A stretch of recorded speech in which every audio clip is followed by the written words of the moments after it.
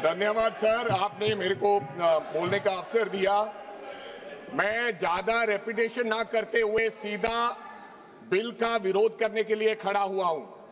मैंने आज देश के गृह मंत्री का अच्छे तरीके से भाषण सुना और उन्होंने बार बार एक ही बार को 2-3 बातों को ज्यादा जोर दिया। एक तो उन्होंने कहा कि विरोधी दल भ्रम फैला रहे हैं, मुसलमानों के बीच डर फैला रहे हैं। ये हमने फैलाया हुआ डर नहीं है।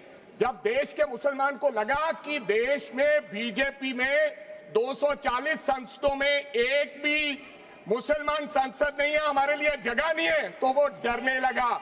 जब आपने कब्रिस्तान की बात की, आपने शमशान घाट की बात की, तो वो डरने लगा।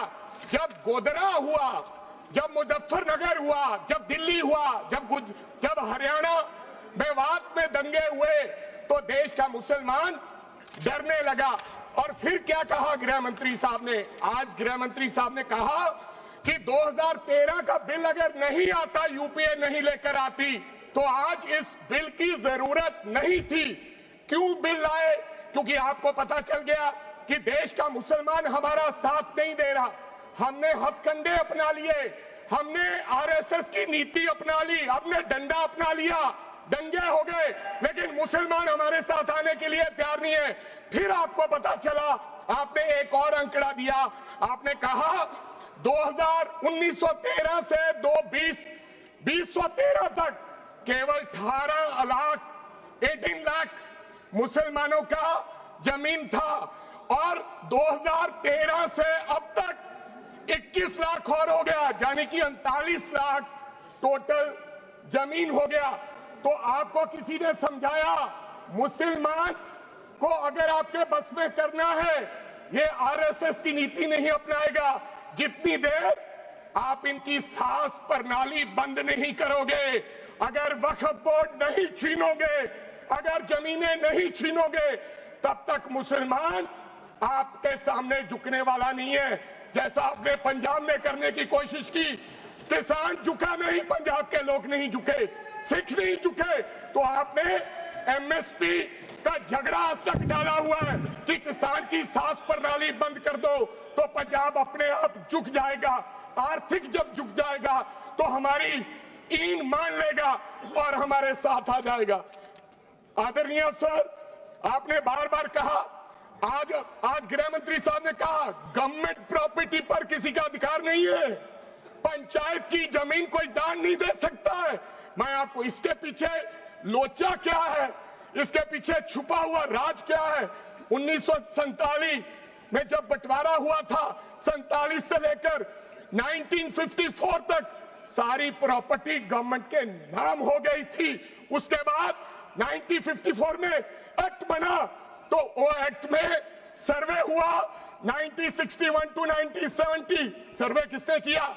कलेक्टर ने। अगर पंजाब की, हरियाणा की, हिमाचल की बात करूं तो डिविजनल कमिश्नर अंबाला बैठते थे, उन्होंने सर्वे किया, तहसीलदारों ने सर्वे किया, तो वक्फ बोर्ड को यह जमीन देने का काम किया।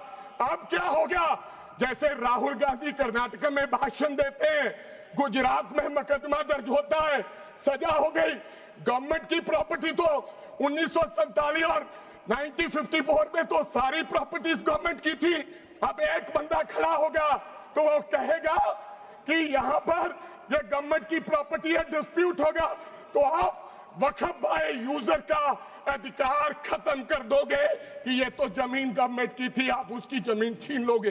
फिर आपने कहा लिमिटेशन एक्ट की बात कर रहे हैं आप, और किसी धार्मिक स्थानों पर तो लिमिटेशन एक्ट लागू नहीं होता, इनके ऊपर क्यों?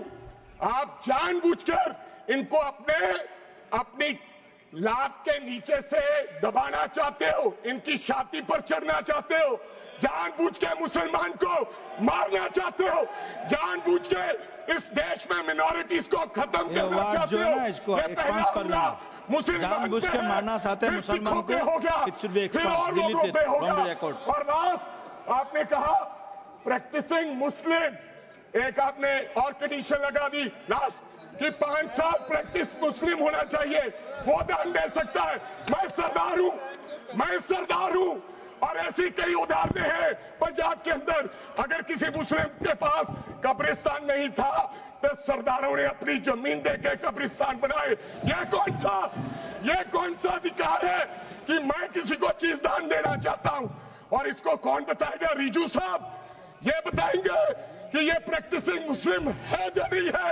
ये सरासर अन्याय है। कल को श्रोमणी गुरुद्वारा प्रबंधक कमेटी 1925 का सिखों का जो एक्ट है आप उसमें भी संशोधन करेंगे। आपको लगता है पहले मुस्लिम मारेंगे, फिर सिख मारेंगे, फिर क्रिश्चियन मारेंगे? ये आपकी सोच है और मैं बिल का विरोध करता हूं।